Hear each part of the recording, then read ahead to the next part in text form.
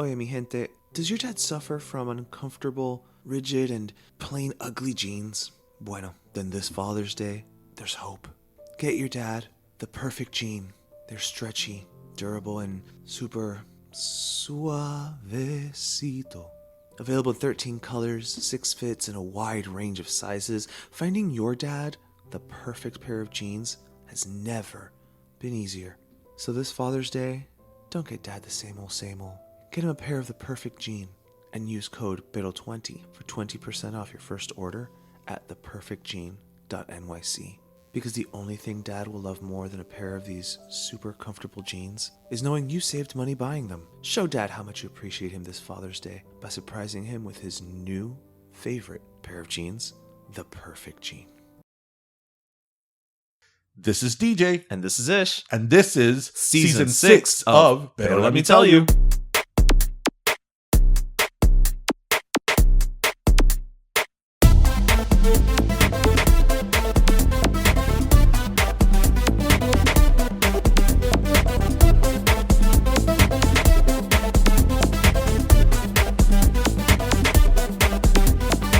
Karma's a relaxing thought.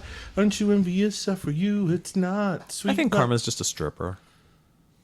No, that's the latest Taylor Swift song. Oh, okay. But you know, I'm not even a fan of Taylor Swift. But You say that way too often for somebody who knows that much of her songs. I don't know that many of her songs. It's just that I know that song. Lies.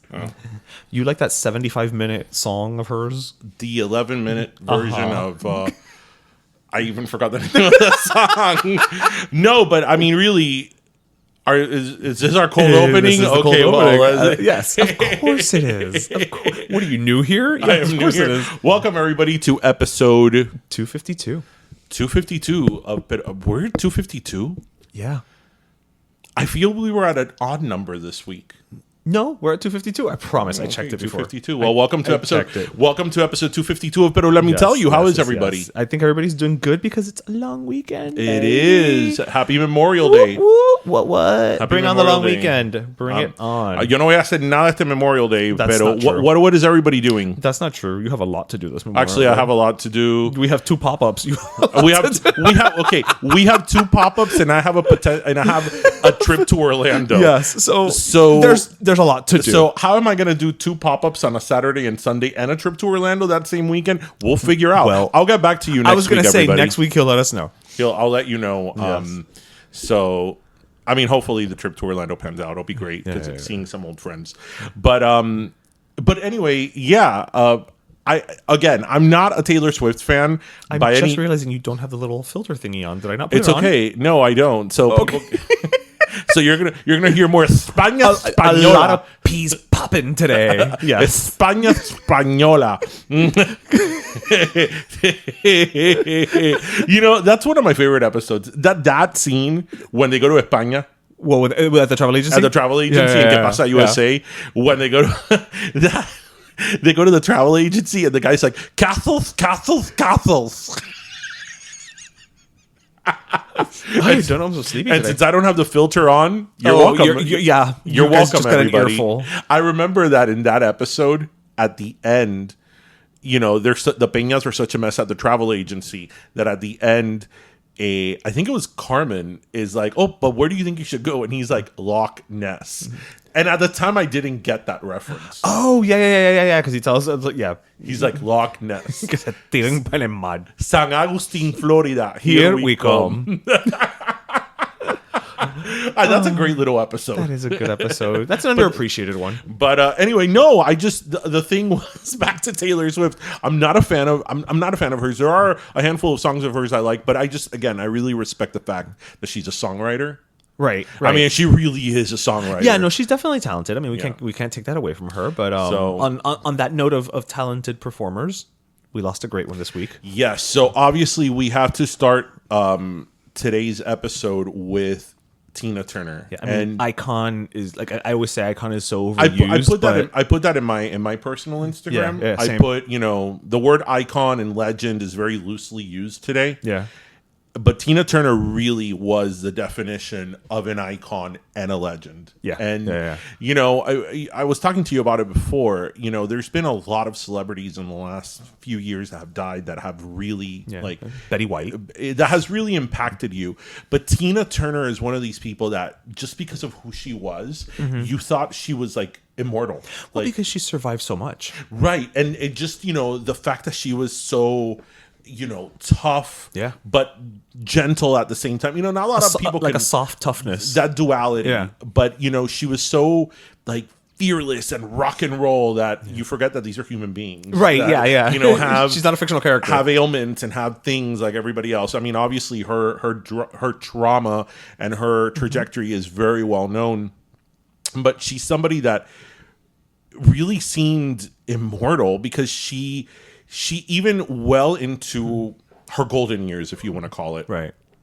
she was so She was like active. fearless and you know, we seldom use this word, but she was the definition also of fierce. Fierce, Like, yeah, you know, yeah. I know we don't like to use that word because it's like, oh, it's fierce. Right. You know, but she really was. Yeah, she was really fierce in the was. traditional. And you know, as far as you and I go, we had the pleasure of seeing her live some years back. Yes. And I remember when we went to that show, I think you and I were both in the similar sense that, you know, we liked Tina Turner. We liked her songs. We grew up listening to her. I remember when we were kids, you know, What's Love Got to Do? Her comeback, quote Right, unquote, and the was- whole private yeah, dancer yeah. thing, you know. Although when we were kids, we knew those songs, but we didn't know her story. Correct, because we just knew her quote at that time new stuff. Right. Yeah. We knew all that. I liked it. I appreciated her, but I can't say that I was like this diehard Tina Turner fan. But when you and I saw her live some years ago, and I felt you felt that way too.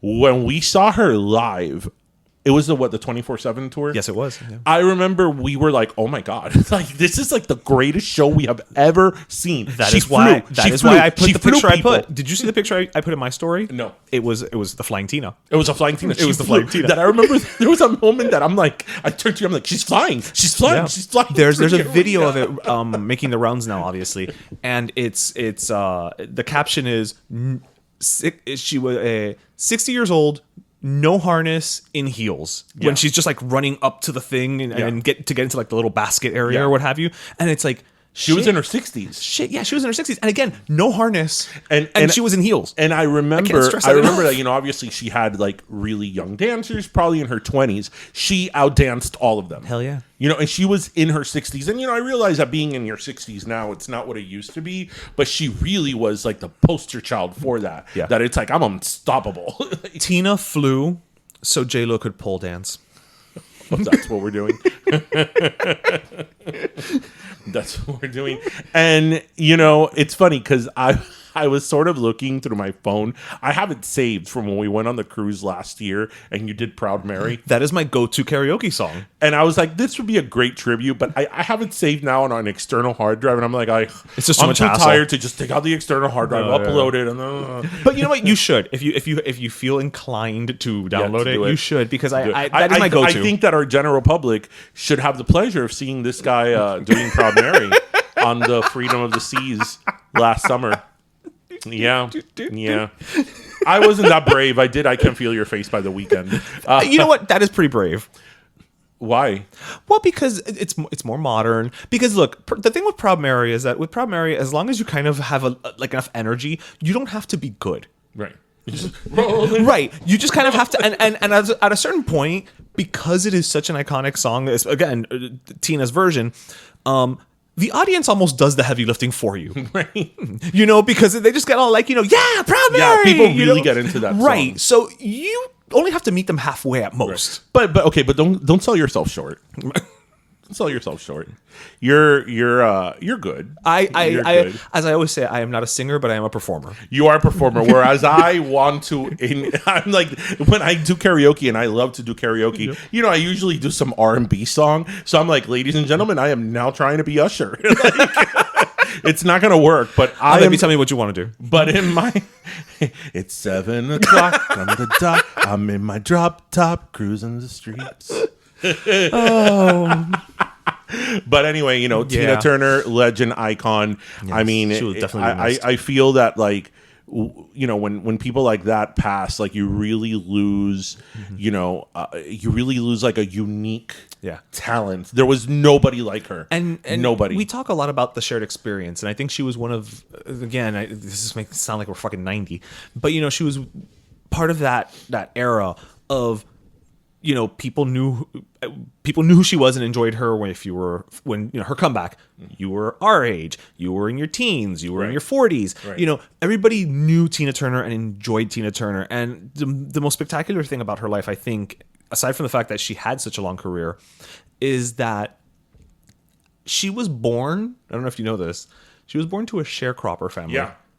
In Nutbush. City limits. And by the time she passed away in a mansion in Zurich. Yeah. I mean, you want to talk about like a trajectory. Yeah. You know, she lived and her life and used her talents. And she was someone which, you know, I was talking to you about, that she was just, even if you weren't into her music or you knew that much about her music, she was just loved by people. She was likable. You know, she was likable. I was telling you, you know, my dad, when he found out yesterday, he was like, oh my God, I love her. And I'm like, pero, how many Tina Turner songs do you know? Pero he loved her. He loved her. He's like, ella es una de las pocas artistas americanas que a mí me encantan, you know. She gives off a good energy. Yeah. Or gave off a good energy. Anyway, so rest in power, yes, Tina Turner. Absolutely. She's real legend, real icon. She's rolling down the river. So speaking of my father. Yes. See, I set that up for you without even helping you set that up. Father.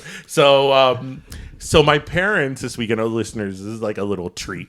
So my parents this weekend, since I know all of you out there love the stories of my parents. Well, we were watching Lucy Lopez and #Grace at the Arts Center. And congratulations to Lucy Lopez. Yes, and everyone involved in the production. Yeah, it was great. It was great. But I mean, we were there. We were there to support everybody. But you know, we were there to Lucy's support our girl. Our girl Lucy.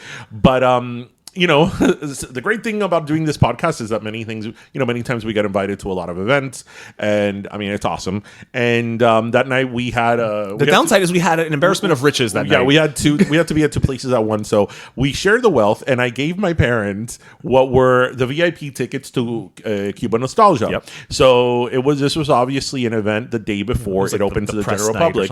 And you know, it was funny because like, from the moment they got there, they started sending me pictures. They're like, because they didn't really realize that it was a VIP event. So like, como hay comida, como hay trago, todo que tú puedas tomar. Mira, está Hansel y Raúl. They were like what? Like they were like you when I took you to the upfront.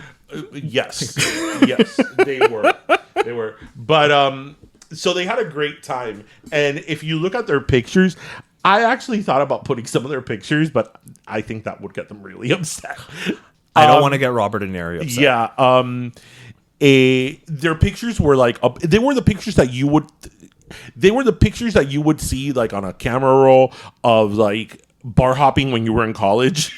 That the pictures are kind of blurry. Your mother was so happy that she wasn't still in any of the pictures you showed me. Living it up. Not a one. They were living it up in Cuba Nostalgia. And that's it. Do you remember that day I called them when we went out? That night? Yeah. And they were like, oh my God. They were still there. Yeah, whatever. So they even ran into people they know. Yes. So they were partying. They were. And the space had nothing on them. So the next day when I finally catch up with them, I went to dinner with them. My mom's like, ay, mira el teléfono para que veas todos los videos que tu papá tomó. And I'm there going through my dad's phone and I see the pictures and I'm like, no hay video. And he's like, ¿cómo que no hay video? And I'm like, I'm looking por la galería. I'm looking at your whole gallery. You know, you could see like the pictures and the video and then the general gallery where everything is there. I'm like, I'm looking through all your galleries. There's not a single video. And he's like, pero ¿cómo que no? And my mom's like, pero si Roberto tomó video la noche entera. And I was like, ¿cómo es que tú tomaste el video? And he's like, no, yo apreté video. And I'm like, ajá, tú apretaste video. And then what? Y después que hiciste, no nada. And I'm like, so tú apretaste video, entonces empezaste a pasar el teléfono por todos los lugares. Sí, grabando todo. Me salía por la pantalla del televisor. And I'm like, y tú ves el botón rojo que está ahí. ¿Tú apretaste ese botón? No. And he's like, pero nadie me dijo que apriete el botón. And I'm like, ¿y por qué tú crees que está ese botón rojo ahí? And decoration. He's like, ay, es verdad. So my dad, had the phone Who knows what we've missed? on video mode, taking all this video, but he did not press the red button. You know, we could have had gold in those videos, and we missed out on the opportunity. but it was awesome. We missed out on it. It was awesome. I love those little stories, especially my dad. My dad thinks he's a little bit more techie than he really is. Okay. Yeah, he thinks he's a little bit techie. But I you have to call my aunt. I don't know how my aunt does it. Uh-huh. My aunt is freaking IT. Really? My aunt knows her way around. She has an iPhone. Oh, She okay. even. I mean, I've never had an iPhone, but I mean, obviously, because I've never had an iPhone, it might take you a minute. Familiar, Right. but I could figure it out. Right. obviously. And my aunt's like, "No, tiene que hacerlo así," and I'm like, "Oh, okay, Okay, if you say so." If you say so, yeah." Yeah. She really knows her way. I call her la cibernética. Let's see. Oh, was she the model for Christina Aguilera's Bionic album? Can you imagine? Can you imagine? So, actually, so now that we've transitioned from my parents and Cuba nostalgia, there's actually something that I read this week that I thought was really interesting. That it's a research that FIU did, and it was published. Well, it was published on the site Axios. Okay. Axios, Miami. Axios, yeah. Miami. And this was an actual research done by FIU. Okay. And it was about how Miami has its own dialect of English. Well, I mean, duh. Right, but when it's Anybody who's heard this podcast. right. We know that. But the thing is that when a major research university Okay, right. does an It's actual the next study, level. does Right, an actual right, study right. on it and corroborates what we already know, it's like, okay, shit just got real, right? Right, it's next level. So I have to tell you that the first time that I ever sort of noticed that was, again, reference to when I lived in the Midwest. When I lived in the Midwest, It's a long weekend drink. That I would say, "Oh, you're eating shit," and people would be like, What does that mean? "What does that mean? Like, why are you saying that I'm eating shit?" I'm like, "Porque está comiendo mierda." You Like, know who probably has that problem a lot? Eva Mendes with Ryan Gosling. oh yeah, Ryan. He probably gets it now. Right. Well, his favorite word is Coño. Right. So yeah. Anyway, and that was like the first time because, again, when you're here, you don't realize you have an accent. You don't realize you have a dialect. Well, of course not. But that was the first time I'm like, but okay, one person maybe, but like nobody really knows what eating shit is. But what do you know? What do you mean you don't know what eating shit? So it's really interesting because what they said in the study was that the Miami dialect uses, because most of us speak Spanish or we Correct. come from a Spanish-speaking household, a lot of the English that we use in the Miami dialect are direct translations Oh, that makes of sense. Spanish. Right. Hence, like the idioms. "Está And all comiendo that. mierda." Right. You're eating shit. Yeah. Stop You're eating eating shit. Yeah. shit. So the phrases are directly translated Like from Spanish. Hey, what is it? So Like get off the car get off the car as opposed to get out of the car. Get out of the car. Right. Or one of my favorites is, which is true, we say, "Oh, you gotta make the line." Porque Oh, yeah, hacer that's la right. línea. Hacer la línea. Yeah, Instead of saying waiting in line. Right. And things like that I thought was like really interesting because, again, when you have a major public university having done research saying that we have a dialect, it sort of puts in place what we already Validates knew. it a little Validates bit. it Yeah, a little bit yeah. that we have our own dialect here, and it's not until we go somewhere else or we we are exposed to other areas of the country or English, proper English, that we realize that yes, we speak a little bit differently here. Even our pattern of how we speak, many times it mimics the rhythm of Spanish, Right. Instead of the more, I guess, what is it, Gaelic, where English comes, Saxon. So it's not as like staccato; it's more up and down and Right. and flowy. Than, Right. But the direct translation thing is really a thing. It is a thing. The thing is the thing. The thing is the thing. Again, go make the line. That's not the right way of saying it. That's not the way to say it. And there's so many of them that I probably can't even think of them because we don't even think about because I don't know that they're wrong. Right. You would have to like sit there and, Right. and one of the ones that I always thought was really interesting in the context of quinceañeras. Oh, this is my court. That doesn't exist in Spanish. In English, you don't say this is my court. A court is a courtroom. No, because it's like a royal court. The royal court is the ladies in waiting and things like that. So that does translate. It does. Yeah. La Corte? Yeah, La Corte is like the royal court. But who says that?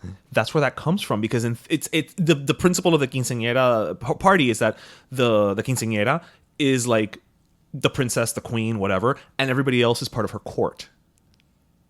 Really? Yes, this is not one of those things where I make things up and I make it sound very convincing. No, this is real. So this is what they do in the debutante ball? No, because a debutante ball is literally just the girl comes out and they present her. Usually it's Right, but I'm comparing uno quince to a debutante ball. right, but it's different because debutante balls don't do the whole corte thing. Debutante balls. A debutante ball is Okay. I'm comparing a quinces Right. to a debutante ball. right. Right? Okay. Right. In a debutante ball, so Blanche didn't have a court. No. Blanche Devereaux. No, because usually it's just at a debutante ball, it's multiple debutantes and they're just all lined up and then they present them and they are accompanied usually by either their father or a gentleman companion. Okay. And then they just dance together. But at you don't do a solitary debutante ball. Okay, where we honor one Correct. debutante. Correct. Okay. I guess that makes sense. Right. But in the quinceañera, they say the court. They no dicen la corte. Right, because the court, it's again, you have all these people that are her court, like in old royal times. The queen had her I court. guess. I was thinking along the lines of a debutante ball, Oh, okay. which is Like- at what, 16? 16. Right. Right. So Okay, that's what happens. If you wait a year, you lose a court. la corte. Oh my god. That's it. That year counts for a lot. Yeah. We talked about quinces last episode. Yes, or it was the last episode. before. We talk about quinces a lot. Yeah. We're waiting for quinces to make their comeback. We're waiting for the MC And invitation. again, the offer is still yes, open. absolutely. You Waiting know, for that offer. Yes, the offer is still open. If you would like us, but more importantly, me, It sounded like an infomercial. to to MC your 15th, I would say free of charge. I said it. We would do it free of charge unless it's out of state. Then you got to Yes, pay you have to to take pay us for our around. travel. But we would do it free of charge. All I ask for is that whether it's on the menu or not, that I get rice pilaf and chicken cordon bleu. Yes, that's a very simple That- concession to make. Really? I mean, I don't ask for much. Oh, and you got to have an open bar. I'm not doing Yeah. cash bar. But you have to do an open bar, but it can be premium liquor. oh, it doesn't. No, I just And need. it has to be in a plastic cup. Yeah, no, I just need open bar. I just don't want to pay. Right. Right. No, but I think that the charm of a 15s is we're talking about 15s again, again. but let me tell you. The charm is that you're not getting really good piña colada. You're getting piña colada mix with the cheapest type of rum there is. If you're lucky. If you're lucky. And the piña colada mix many times wasn't even shaken. It Oh, was no. like straight out of the bottle. Eso estaba ahí más o menos. It's like half of my piña colada is like, liquidy. Like you could tell it's like separated. Yeah. From like the I didn't know piña colada had oil until I had this piña colada. yeah. So again, our offer stands, everybody. Yes. I think we need to do like a little sponsored post. Yeah. Be like, you have a 15th? We could do it like the pair of nuts did the law Yeah. the law commercial. We could do that as like a parody. Marilyn is turning 15. Oh no, who do I get to MC? Have you ever wondered what MCs you have out there? Let's just be honest. If you don't have a good MC, la fiesta es tremenda mierda. Wah, wah, wah. Pero let me tell you, DJ and Ish. Yeah, we even have the right name, DJ and Ish. That's true. And if we got creative, we could be DJ-ish. Well, we could just, yeah, whatever. Anyway, okay, bueno, let's move on to our next. On that subject. note, I actually wanted to bring something up because we're in May. Actually, this is the last Friday of May. Gonna be May. And May is actually Mental Health Awareness Month. And I saw a study recently that I thought was very interesting, and I just kind of wanted to bring it up. There has been lately a rise in the sales of flip phones amongst Gen Z Yeah. because they are citing mental health. Yeah. Because they're finding that they need either they use it all the time or they need the break from social media, and that's so fascinating to me. Yeah. That we're seeing a technological reverting. regression, right? Dumb phones.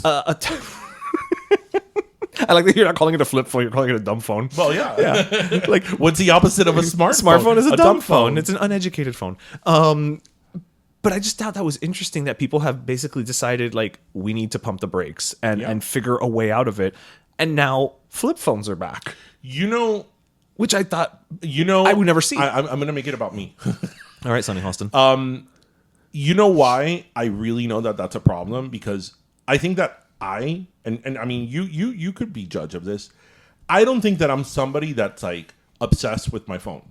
I use my phone. I browse through my phone. I use social media, but it does not take the majority of my day at all. And I'm also a person that sometimes if I'm if I'm making the line, you're making a line, if I'm making the line, after you got off the car, right? If I got off the car, if I'm in line doesn't necessarily mean I'm on my phone. Like I'm very aware of it, right?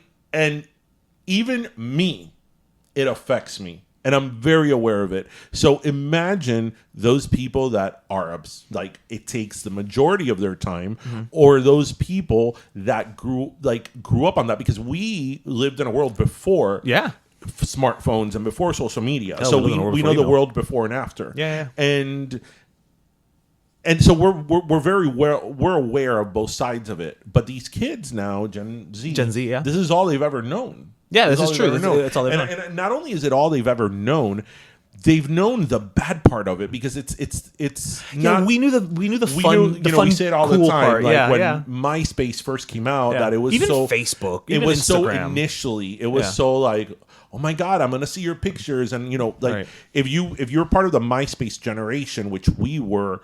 It was like, oh my God, all these people I went to high school with. Remember, before MySpace, it was classmates.com. Which was very limited. Right. Most of them didn't even have pictures. Right. But, and that's us, that we are older. We grew up in we've had both worlds in our, in our lifespan. And and me, again, I am aware of it. And sometimes I catch myself and I go, stop it. Yeah. Right? So I've actually started tracking my screen time. Yeah. On my phone, and I've not been successful yet, but I'm trying to make it a point to every week when it tells me the recap to see if I can decrease it and decrease it. I don't go by screen time, because something that I do on my phone a lot, because I have about 100,000 pictures on my phone. I will randomly just go through my pictures. Like, oh, look, 2006. Oh, look at that. Oh, look at where we went today. 15 years ago. I spend a lot of time looking at old pictures, and I don't think there's anything unhealthy about that. Because it's you. Right, yeah. And I love pictures. And I've uploaded to my Google Drive, I've uploaded pictures to there from before I had a camera phone. Right, from when I had the digital. The little cameras.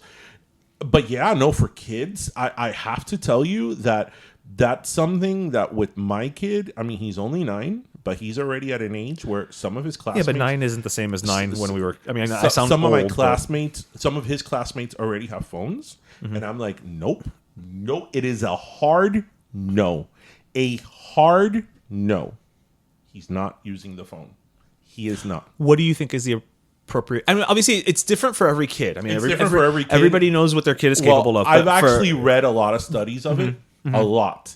In fact, Harvard came out with a study like a month ago that I even spoke to him about it, and I showed it to him. They say that at least 15 or 16, which is about 9th grade. Okay, so high school. And they said actually that the worst age is the middle school years, which makes sense. Middle school sucks. So yeah. It sucks. So yeah, that makes sense. Yeah. I understand that it's different now from when we were in high school. Technology has changed everything, and I think that as a parent, the whole thing with your kid having a phone and being on social media, that is something that's a war we're going to lose eventually as parents. Right, but you can fight the battle. You're going to lose that war as a parent. Your kid eventually is going to have a phone. But I am going to fight that battle as long as I can, because I do not want him having a phone before high school. And again, that is something you could hold me to it. All of our listeners are hearing something that I will die on that hill, because the repercussions of it's too much. And what I also don't buy, and again, every kid is different. Every scenario is different. I know that when you're a single parent, or maybe your parents are divorced, and you're back that's and true. forth. Yeah, you need that. It's a little bit different. There's gray. Or if you are very, you're I don't know, maybe you're like really into sports and there's like a lot of time that you don't spend with your parents or your guardians. I know that there's certain cases that can vary, but I hear so many times parents being like, "Oh my God, well, I got them a phone because all the kids have phones, and It's a keeping up with the Joneses right, thing." And I don't want him to be the only one left out, and whatever. It's just kids." And I'm like, "Nope." Again, eventually I'm gonna lose that war, and eventually I'm gonna get my kid a phone. But I'm going to try to push that aside as much as I can. And if I could successfully get him to 15, 16 without having a smartphone and without, most importantly, having social media, that is something that already I'm trying to, I'm thinking about, because it's a hard no. It's, you even said it in terms of mental health. Every single study that has come out on that has been negative and has said developmental years. Yes, how the impacts of social media, how it especially for girls. Yeah. Especially for girls, from self-confidence to just everything. And nope.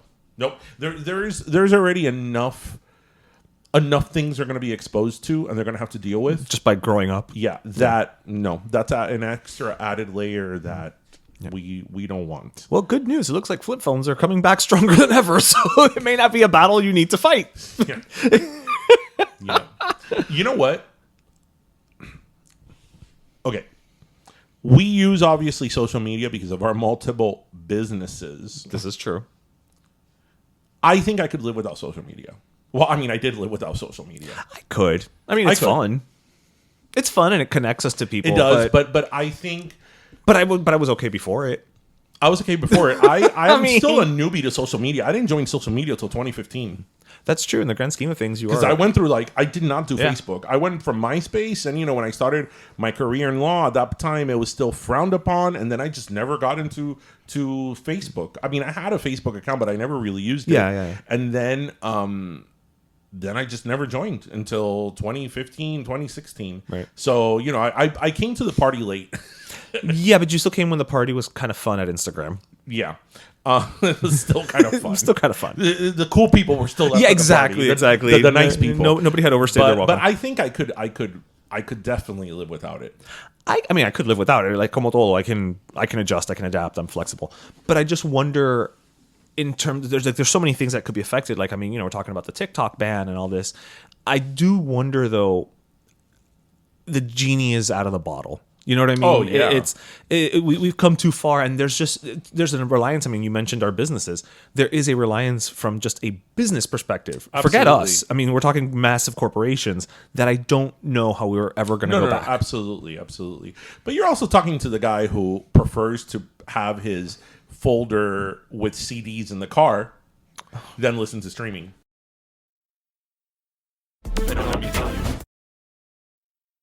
Oye mi gente, Ish here. Let's face it, sometimes we need a little energy boost to focus during the day, pero want to avoid those energy drinks with who knows what in them. Bueno, let's talk about the sponsor of today's podcast, Neuro Gum and Mints. Developed by former athletes who don't want to take supplements or energy drinks when they're studying, training, or going out, these gum and mints were endlessly lab tested with thoughtfully curated natural ingredients to create 3 different products. There's Calm and Clarity with vitamin D3 to optimize clarity of mind, or Health and Vitality, which is infused with immune boosting vitamins to help strengthen your body. Now, y'all know I have a full-time job, co-host, and produce this podcast, not to mention help run wing pop-ups. So I am all about the energy and focus mints right now. And let me tell you, I am definitely feeling those B vitamins pushing my mental endurance so I can focus on everything I need to get done each week. So it's better than Calm, Focus, Energy, and Vitality. Getting them at a discount. Visit tryneuroGum.com/pero to get up to 20% off your purchase of Neuro Gum or Mints. That's right. Head to tryneuroGum.com/pero and get up to 20% off your purchase today so you can have a little more focus and energy tomorrow.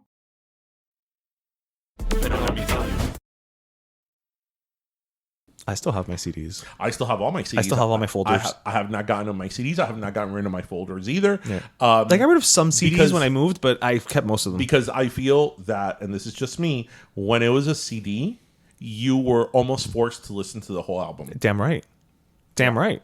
And now, You skip around. you know, and you said something the other day that was very true, and I hadn't thought about it.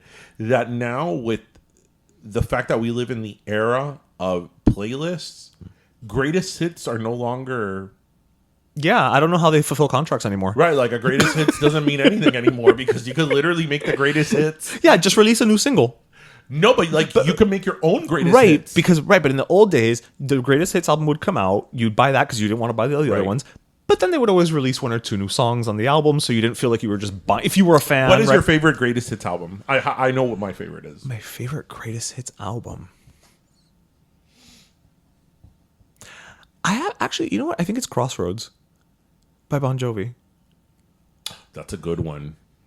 That's a really good one. And you probably did not even expect I was going to say anything like. No, I was. I pulled that one out of my ass. But yeah, I thought you were gonna say what is Britney Spears' "Honey to the Bee" collection remix, whatever. wow, you just blended Britney and Billie Piper. Wait, what's Britney Spears' greatest? My hits? Prerogative? Oh yeah, when she jumps into the pool in the Yes. Porsche. They could. What is it? They could tell you. What is it? They could They tell you. could, but they could never take away your truth. They say I'm crazy. Honey to the Bee? That's Billy. Honey to the bee. That yeah, whatever. Hawthorne. Crossroads. That's a greatest hits. It is. That's a greatest. That's hits. a great greatest hits, yeah. You know which one I really liked? I kind of liked when I said that. Like, what's my favorite greatest hits album? Design of a Decade. Janet Jackson. Oh, that's a really good one. 1986 to 1996. And one of the reasons I liked it was because of the font usage. How did I'm okay. all into fonts. I knew you were going to mention the cover in some way, shape, or form. Yeah. I knew you were. I replicated that in our yearbook. That's probably why I knew. But you know why I liked her greatest hits? I liked it because they had several new songs. Right, right. Which Right. you have to. You have to have You a new have to, song. right? Because then when you have a greatest hits that doesn't have a new song, then it's just a contractual obligation. You didn't put any effort Effort into at it, all, no. Right? But that one I really like. And I like when they just do, again, a couple of new songs, not when they do like a whole album attached to the greatest hits. No. No, That's no. another That's what I'm album. here for. That's Yeah. not another album. Yeah. But yeah, like Design of a Decade.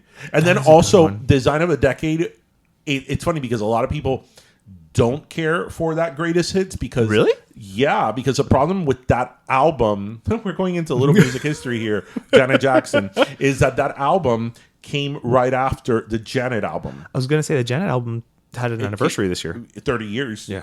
We'll get to that in a second. Okay. But that came right it came out in 96.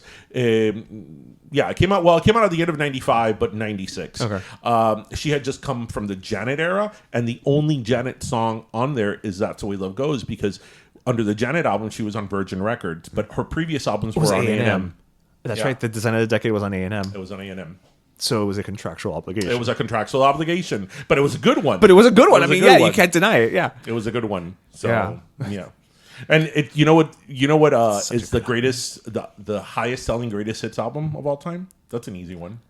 The highest selling greatest hits album. Which of I all believe time. is the highest selling album of all time. Of all. Of all time.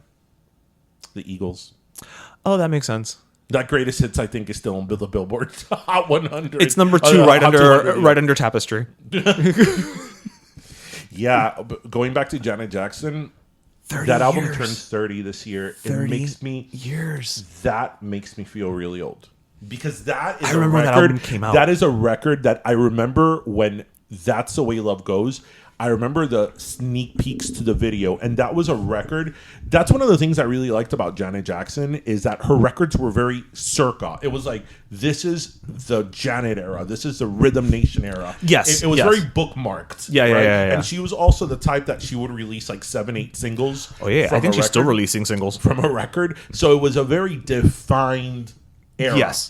You know when it began and ended. See, I always say That's the Way Love Goes came out when we were in 8th grade, and the last single from that album, which was, I think it was, Where have you been? Or where are you now? Sorry. it was like, I think Anytime You Need a Friend, was it? Anytime, I was any gonna say- place. Anytime, any place. Oh yeah, tú estás mezclando everybody. That came out when we were in like 10th grade.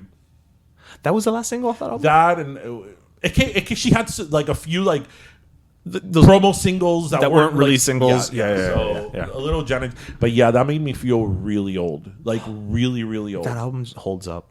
It really does hold up. You put that album on today, like on radio, if they actually played music for anybody over, the age of 22, and it would still be a hit. And like it would it's not. I don't think it's her best album, and it's not my favorite album of hers. But it's one hit after another after another. That's one of those records that doesn't have any filler.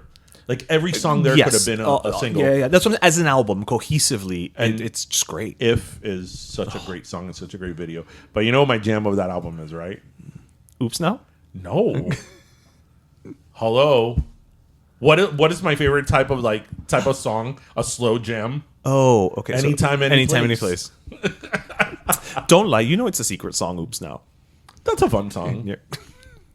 Oh my god! Like anybody that's our age. See, that's a thing. Nobody has secret songs anymore. Anybody that is our age and bought that album when it first came out had to have the same experience that like the album would end and the last track was Rain. It was like literally Rain. Yeah. Right? And then you just thought the record was over and about 10 minutes later you would hear somebody talking from the radio. I'm like, who's talking? Like, where's that sound coming from? Oh, it's a secret song in Janet Jackson's album that you didn't know existed. Yeah. But that's okay, because you know what Janet also gave us? What? Tina. The choreographer. Oh yeah, the choreographer. Anyway, moving on from Janet. So must we? Time to get a little, more. Must we move from Janet? A little deeper in the conversation. We go deep. I was gonna say you're still hitting the songs. You're still hitting the singles. Which, by the way, she's on tour. That's right. And she kicks ass. And that I don't know why I didn't go to her show. I mean, we're lucky enough that we've seen her several times. Yeah. But I don't know why I didn't end up going to the show. I don't know. I told you I saw some videos, and I love Janet. I think Janet is great. But her dancing now. Again, listen, I can't dance like I used to in my 20s, okay? Mm-hmm. But, she's starting to some of the dances looked a little like Tia, like La Fiesta. No, I've seen a lot of footage from it too. I just think also that, her in particular, this tour, she's doing back-to-back dates. Oh. Yeah, she's doing back-to-back dates. And I think that somebody like her at this point, because she's practically doing a greatest hits show. Yeah. And it's like one song after another with like full-blown choreography. Mm-hmm. Like there just comes a moment that even if you could do it, that you're like, I've done this 100 times. Like... Just go by one of my concert tours and just catch it there. I don't need to do every single dance move. Right. I could just whatever, But anyway, moving on to a little bit more something a little different. So, ¿qué me dice de Target? Oh, Target. Target, the LA Dodgers. Target, you missed the Target.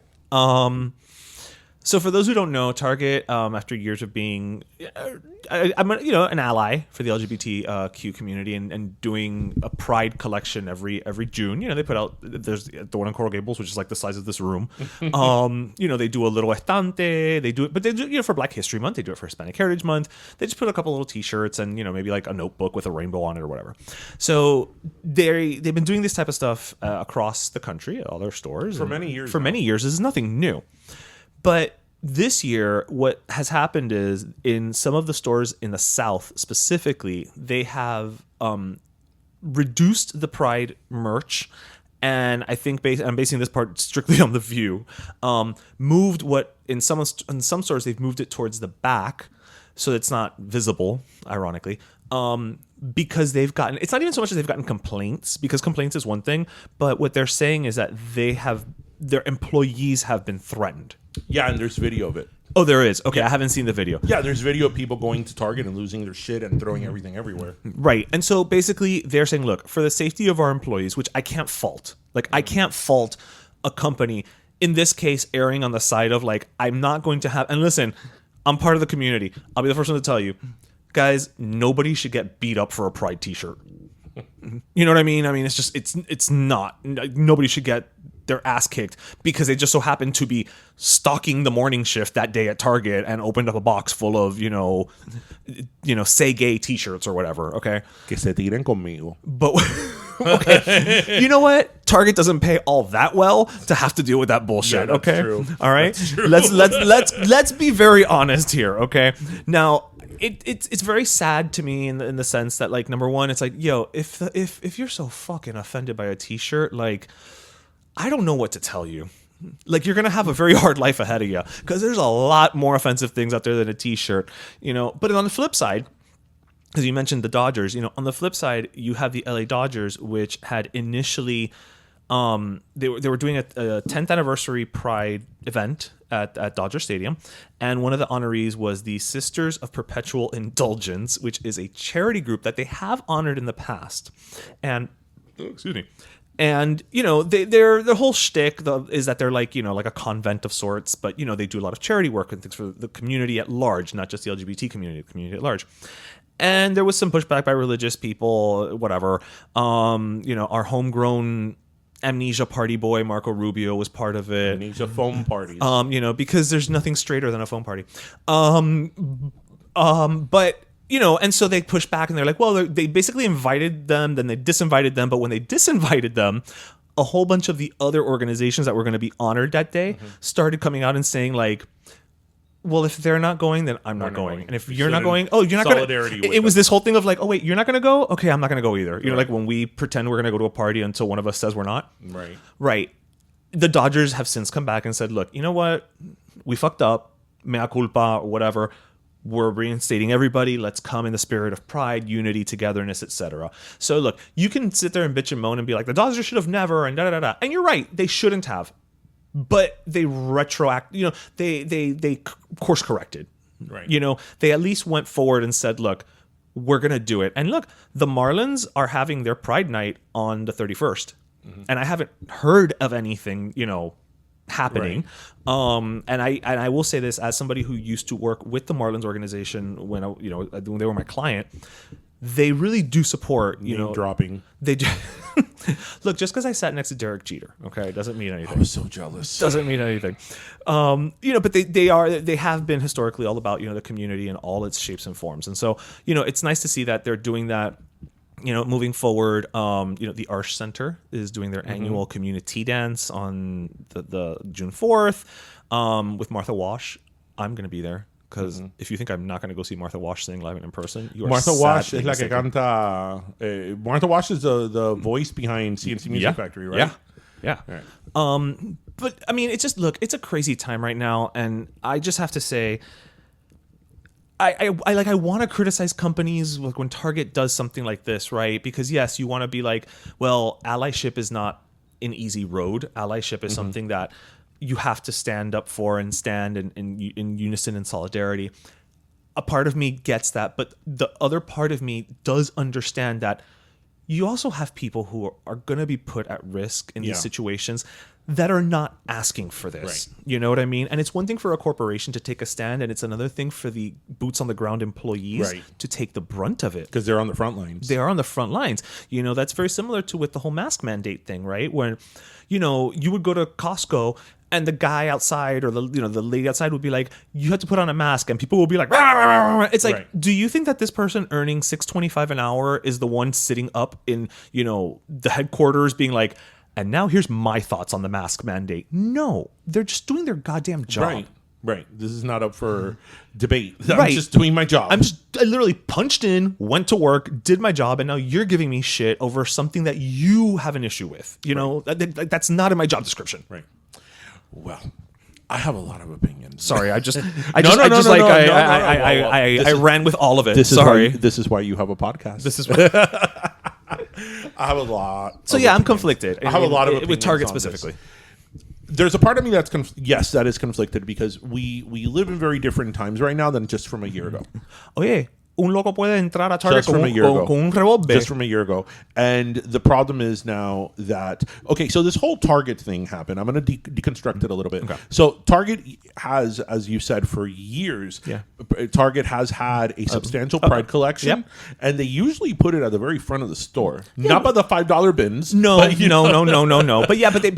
But there's like a seasonal section. It's not in the corner or in the back by the you know, bikes. It's usually front and center. They've always had this, and you know, I'm sure that in the past there were probably people that would roll their eyes at it or whatever, and keep going. But there was never a major issue. But what happens now, and this is in terms of Twitter, there are ultra right wing activists that have purposely They've activated people. activated people and said that they were going to pick on certain corporations, Right. and Target was one of them. Now, in specific, what happened with Target was that there is a designer, and he, a trans designer. I didn't know he was trans. Yeah, Eric Carnell. Okay. And this artist or designer did a collection of Pride For Target. merch for Target. He, Yeah. it's a he. Yeah. Mm-hmm. He also, aside from his collection with Target, has his own thing. has his own His own line, merch, right? right. His own merch. And among the things that he has of merch are different T-shirts with like Satan's horns and all that, like satanic, Like whatever. devil iconography. Yes, Okay. which has always existed. Pick up and any heavy metal Some album. people have always gone into and whatever. So on Twitter, it went around like these right wing activists started. They got like a screenshot of his like I guess online store, and put it on Twitter that this is what they were selling in Target, when in fact they were not selling that at Target. Target was carrying The designers. was carrying some of the designers' Pride merch that I think he like exclusively designed for Probably because they Target always or whatever. partner whenever these things like for Black History Month and all that. They do partner with one or two designers to create an exclusive. Right. Yeah. So there was merch that he had designed, Mm-hmm. but I guess it was more like your garden variety, like Pride stuff, Rainbow, whatever, right, and yeah. not the images that they Right. were putting around. So that was like what activated all these people and mobilized all these people to go into the Target stores and pretty much, cause havoc and chaos Right. and throw stuff on the floor and then put it on social media. Because if you don't put it on social media, Did it really happen? Did it really happen? Right. And then show how you're a patriot, Right. and show how this is your freedom. This is your freedom, Fucker, hey. and all that. Yes, it's your freedom to go to a store. Yes, hay tremendo so reguero. then Target then made the decision Right. based on that to put some. I think they put his merch in the back, or they got rid of it altogether. But They didn't get rid of. Well, I don't know about his merch, but in general, the Pride They- collection is kind of been right. So here's the Put thing. in the closet. Here's the thing, and this echoes what you said. It's very easy for you and I, who feel the way we do about this, to say, "Well, Target, shame on you for doing that." And there's a part of me that says, "Shame on you," and they need to stand up to this because they're bullies. And as a corporation with such power and such money, they have a duty Responsibility. a responsibility to stand up to this bullshit. But as you said, there's a part of me that gets it, that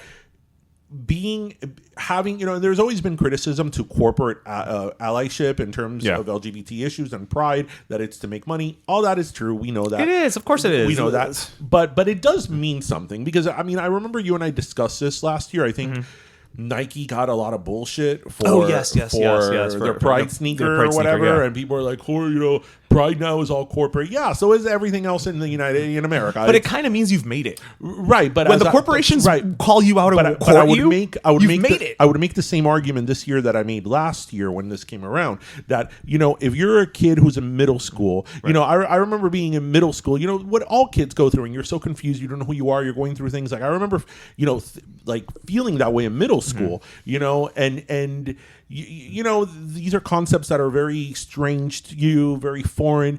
And you see a major corporation like Nike, that Nike is a symbol of cool. It's a symbol of like, look at the kid with the Jordans. Look at the kids with the Air Force Ones. Like, look at that. And it's also a symbol of success. It is, but you see a corporation like that But I mean that in a good way. embracing full force, Right. Pride, and having a Pride sneaker and all that. Right.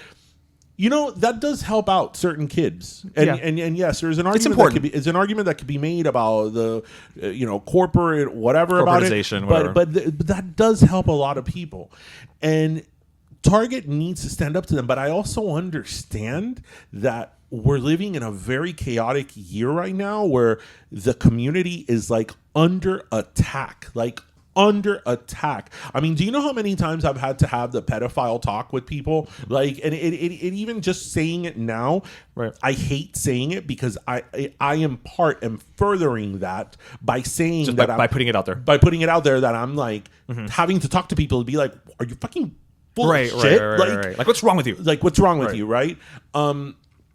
like these were things that just we weren't talking about before. I mean, yes, they existed, but on the general consensus, the general populace, We had moved on. We had moved on from there, and here we are Regressing. right? And then here's the problem also.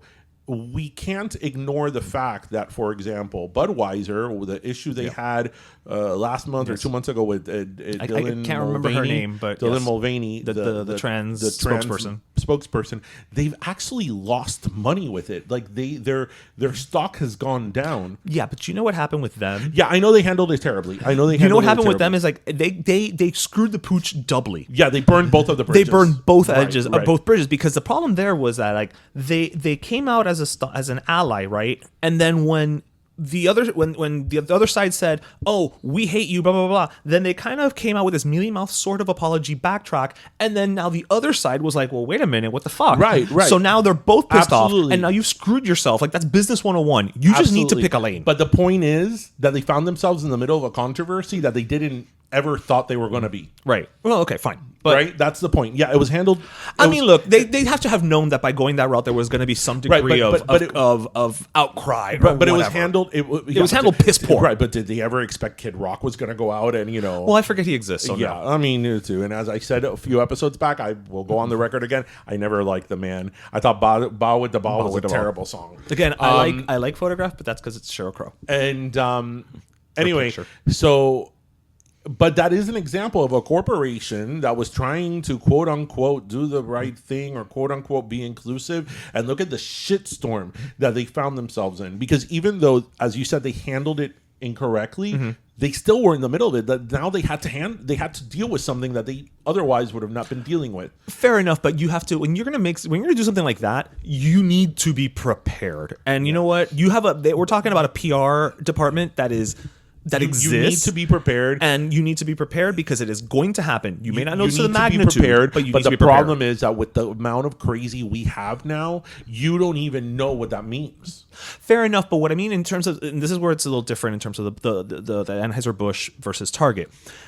With Anheuser-Busch, it's a product that you go to the store and, whatever. Like, I don't think anybody's going to go to, Publix and see Bud Light and be like, and throw Bud Light around, right? Because it's not about, you don't know, but it's not about Publix, right? They're mad at the parent brand, and there's no outlet for that. But in the case of Target, this merchandise is specifically only available at Target. Right. So Target has to take steps that they may not have wanted to, again, to ensure the safety of their employees. Right.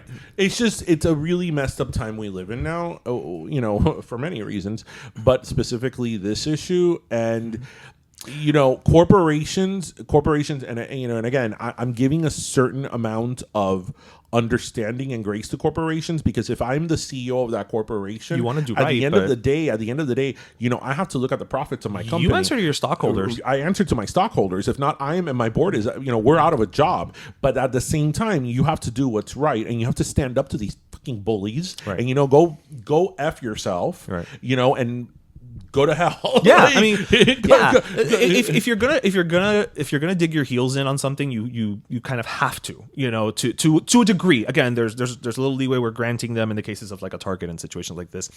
It's funny you bring, we're talking about this now, and I actually started thinking about this on the way here tonight. They say history repeats itself, right? In certain ways, unfortunately.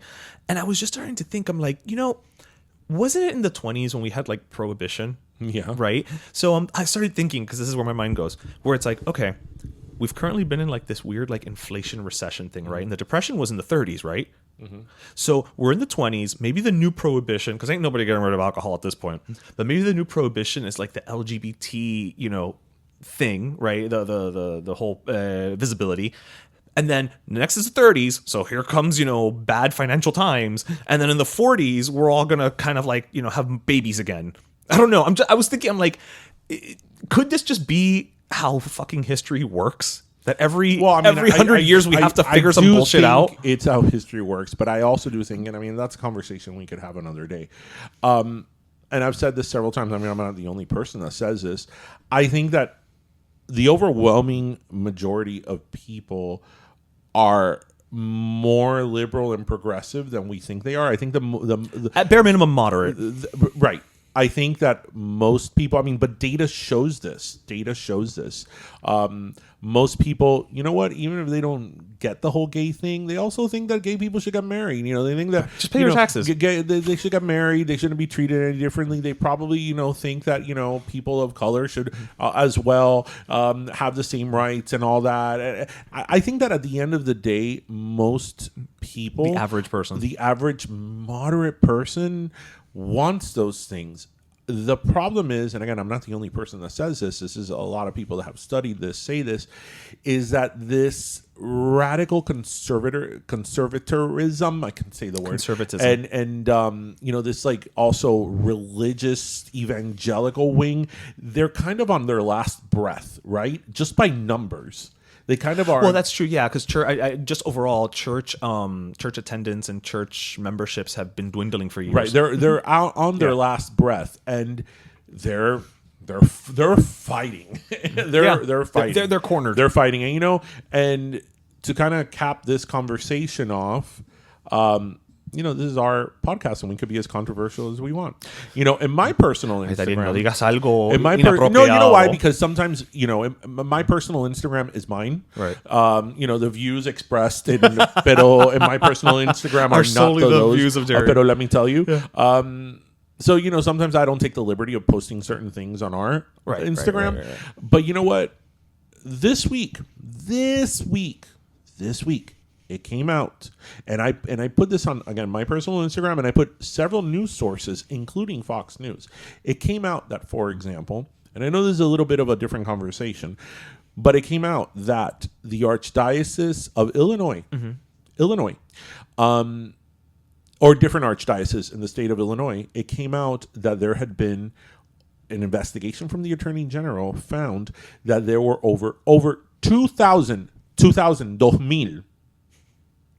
cases the bilingualism. cases of children who were either molested or abused sexually at the hands of clergy in Illinois. Did they say over the course of how many years? Like 50 years, Okay. right? But that's 2,000 kids. Right. 2,000 kids, right? This is a problem. And, It's not a new problem. I'm not saying that It's not a new problem. I'm not saying that everybody that's in the clergy abuses children. I'm not saying that every Church every official's church is corrupt. Right. But when you have, just like I think earlier this year, it was Baltimore that had over 600 cases. That it came after several years of investigations, found over 600 cases of sexual abuse, and the one in Boston, and so on and so on and so on. So at the very minimum, it's systematic, right? Again, I'm giving them the benefit of the doubt. There's wonderful people in the clergy that do wonderful things, that are missionaries, whatever, back, or they're out etc. there giving Right. out, they do charity, whatever your opinions about it are. But the point is that this is a systematic problem that continues occurring. And we don't seem to address it. But we're going to pretend that doesn't happen. But yes, the drag queens. Meanwhile, RuPaul is not relocating drag queens. Right. But yes, the drag queens. Yes. The drag queens are grooming your children. Mother is not relocating drag queens. The drag queens are grooming your children, and kids are being traumatized, and traumatized, and it's like they're getting electric shock therapy from seeing a drag queen, right? But your own house is burning with all these allegations and all these cases of sexual abuse, but instead of looking inward and being like, shit, we need to work on this, we need to address this and work on this and get to the bottom of this and effect real change, right? You're creating havoc and you're creating cultural wars on things that have always existed, because drag shows have always existed, right? You're creating all this havoc now all of a sudden over something that has been around drag has been around for millennia, but in terms of commercial drag, that you could go to like a drag brunch or whatever, something that has been around for decades, but now it's a problem because now you want to make it a little thing. Right? Mm-hmm. And all of a sudden you're outraged. Oh my God, the drag queens and the children. Pero the church or the priest that is accused the children of that all are getting that, diddling by the priest. No. We're going to pretend that didn't happen. No. And you know what? Another thing. I am sick and tired of people telling me when you bring up something like that, like that sexual abuse Right. in Illinois, oh well, but this that no, this is not It's not an either or. Yeah, it's not an either or. This is bullshit. This is bullshit. And you need to call it out and stop saying that something else is, well, but all these people too. No. There's other people that are bad, and there's other situations that are really Two awful. things can be true at once. Right. So, but that's not what we're talking about here. We're talking about this. Right. So, Don't deflect. This is why all of this upsets me the way it does, because it's the ultimate form of hypocrisy. Hypocrisy. Hypocrisy. You have a problem with a private corporation. Oh, and that's another thing, because a couple of weeks ago when Somebody put the quarter in. When I said something about Disney being a private corporation, there was a couple of people who were like, "Oh, it's publicly traded." No. Publicly traded does not mean public property, yeah. right? Disney is a private corporation because it's not part of the public sector, right? Look it up. Right. There's that. What I find interesting, and again, we don't have to harp on this for too much longer, but what I find interesting about the situation with the Catholic Church specifically is, again, this is not the first, and it's not going to be sadly the last. It's been happening for years, decades, you could even say, and yet there doesn't even appear to be the illusion of something being done. No, because if nothing else, again, if we're all concerned about the children, right? We're concerned about the children because, let's face it, kids are the easiest one. We all want to protect the kids, right? It's an easy thing to rally behind. It really is at the end of the day, and we should. Children need protecting. Fantastic. At the very least, you should go to the Catholic Church and be like, hey, here's what's going to happen. All those wonderful tax exempt benefits you get left, right, and center? Mm-hmm. Okay, let's set a timetable. 5 years, 10 years, whatever, give a timetable. If you have not enacted some type of plans or foolproof scenario to either eliminate, or you can't eliminate, let's say reduce, because at the end of the day, you know what, things happen, human nature is human nature. To reduce this type of thing from happening in the future, you will lose that exempt status. And I guarantee you, like that, something will be done. Because the problem is that we live in a society now that people are more worried and more... People today are more interested and more invested on sticking it to the opponent and sticking it to the other side than looking internally as to what is wrong on their side of the aisle and what's wrong with their ideologies and their, whatever whatever faction they belong to. It's more about sticking it to the other person, right? Than seeing inward. Right. That's the society we live in. So again, when you have cases like that of an abuse with the Catholic Church, with clergy, and with the clergy and all that, these systematic cases of sexual abuse against children that every couple of years or every certain couple amount of years, of time, it was like a couple months, these things explode. That the so and so archdiocese, this has been happening for a while. Right, and a lot of the people that belong to these factions are also the people that are having a problem with the Pride merch in Target. Do you know what else they also had a problem with in Target? So Target had a line of swimsuits for women that are like tuck friendly. Oh, okay, for drag queens essentially. Well, or trans women. Oh yeah, okay, sorry. I automatically go to drag queens when I hear tuck.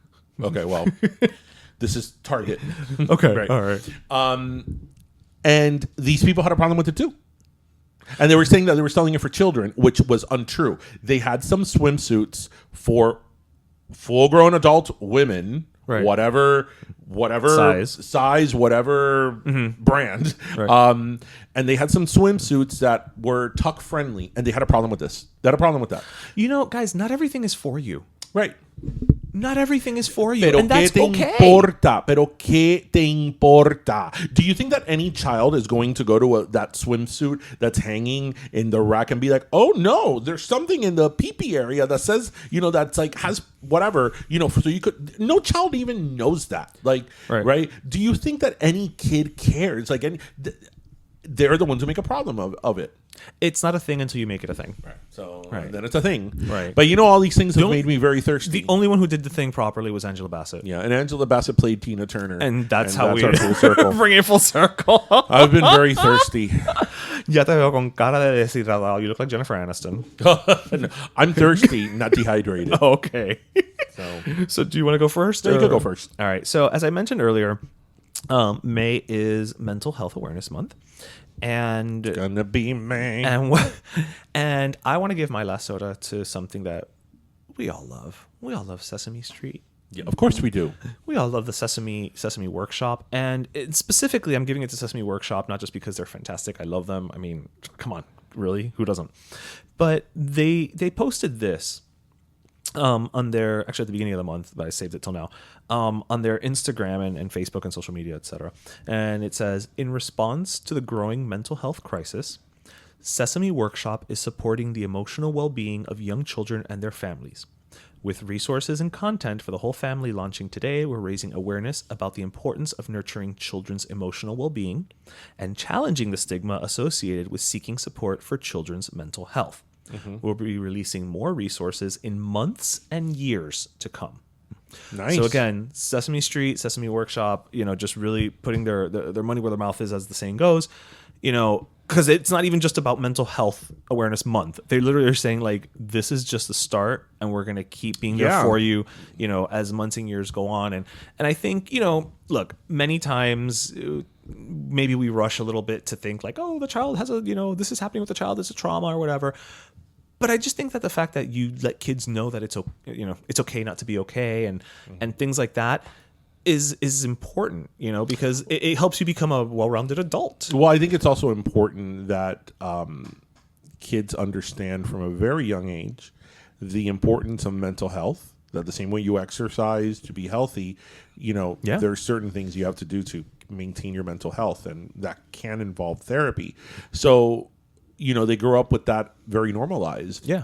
And that's the way it should be, because it's something that, how often do we talk about mental health and talk about it and celebrities talk about it, but it's still something that's very, in a way, taboo. Yeah. And it is personal. And it's personal, and it makes people uncomfortable and all that. So, good for Sesame Street. Yes. I feel Sesame Street is one of these things that, like, they're always on the right side.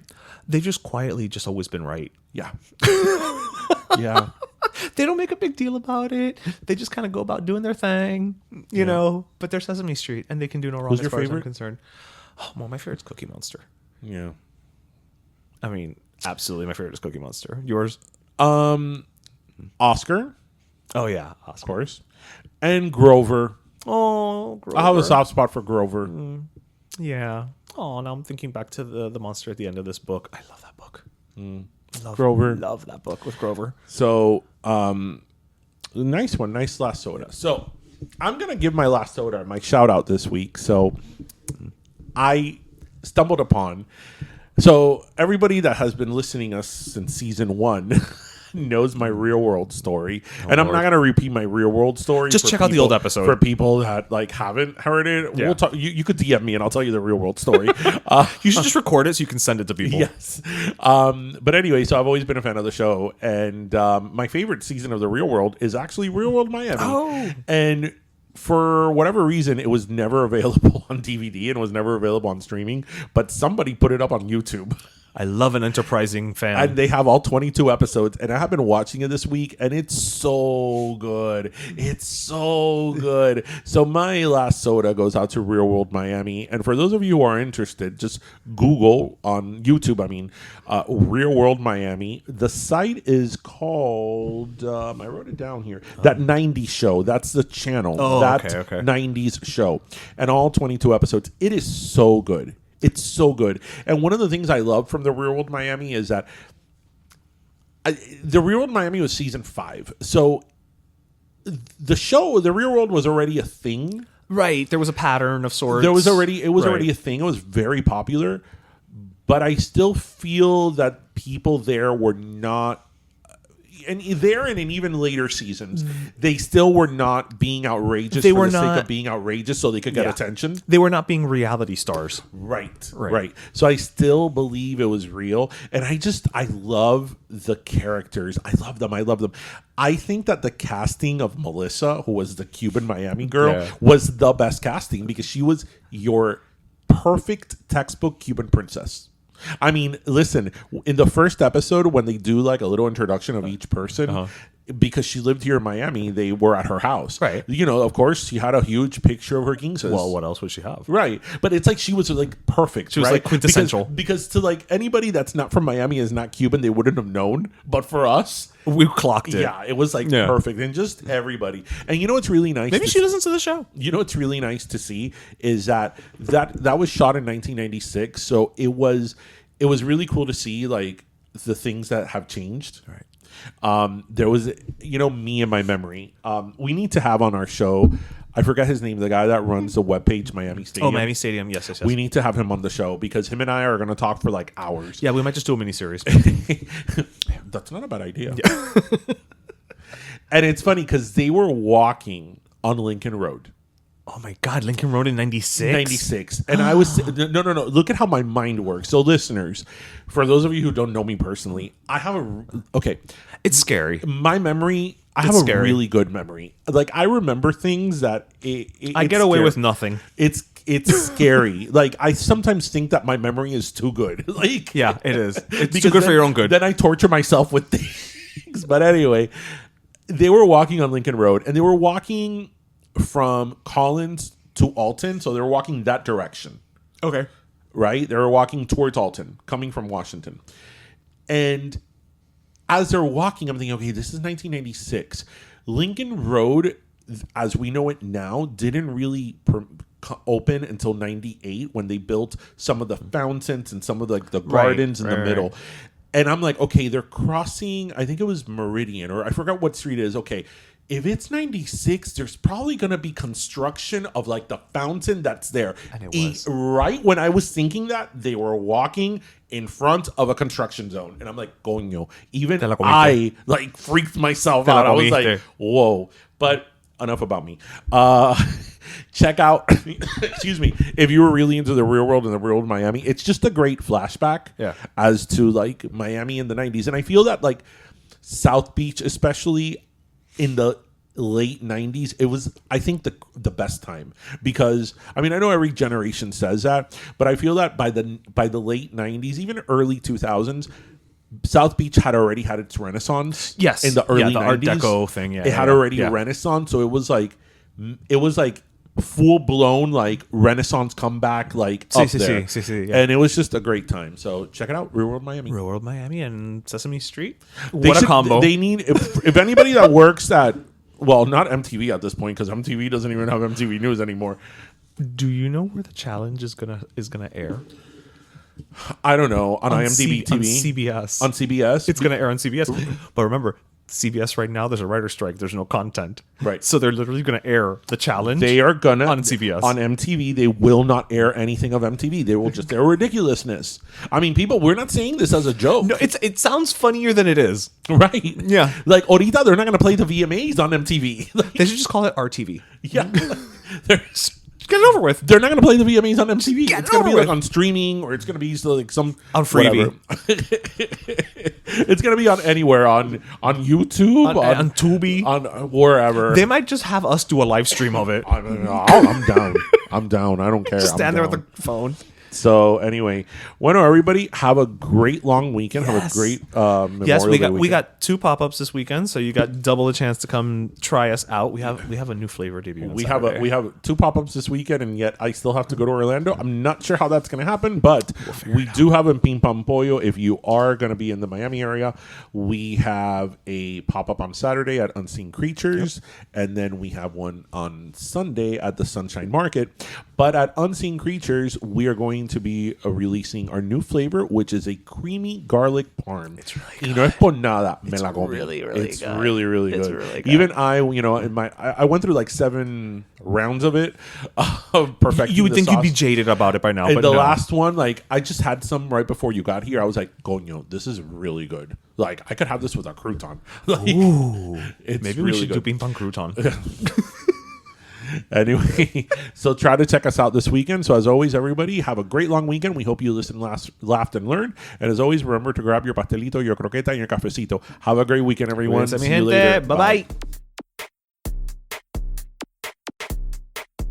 Pero Let Me Tell You is co-hosted by Darian Borges and Ismaeliano, produced by Ismaeliano, and our theme, Pero Let Me Tell You Freestyle, is composed by Michael Angelo Lomlaplex the official gay guy. And don't forget to subscribe and leave us a review on iTunes.